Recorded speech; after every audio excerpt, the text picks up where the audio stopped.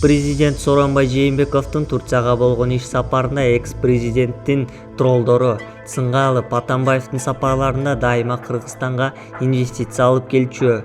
Жээнбеков эч нерсе алып келген жок деп жазып жатышат. 2011 Кыргызстандын тышкы карызы 2,6 миллиард доллар болчу.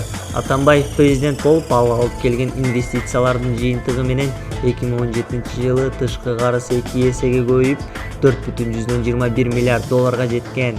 Максим Бакиев 150 миллион долларга бүтүрмөй болуп жаткан долбоорду Атамбаев жана анын командасы 386 миллион долларга баалап, миллиондорду урдашкан.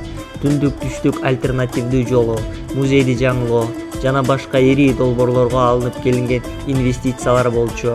Мындай чыккынчылык жеке кызыкчылык менен алынып келинген карызды канчалык кереги бар эле?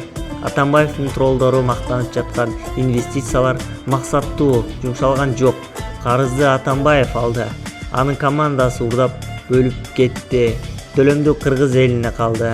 Атамбаевчилер кыргыз элинин мойнуна чейин карызга батырып, өздөрү катарлап кан сарай салып алганын мактанышабы? Карыз алуу азыркы президентке деле кыйынга турбайт, бирок алмайдын бермеyi бар. Мен президент болуп турганда карызды каалаганча эле ала бергиле деп ойду келди ойнобой иш кылган Атамбаевдин кантип болсун?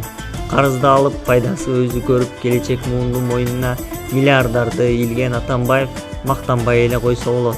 Дайырбек Орунбеков, журналист. Булак Назар News, Шекит KG.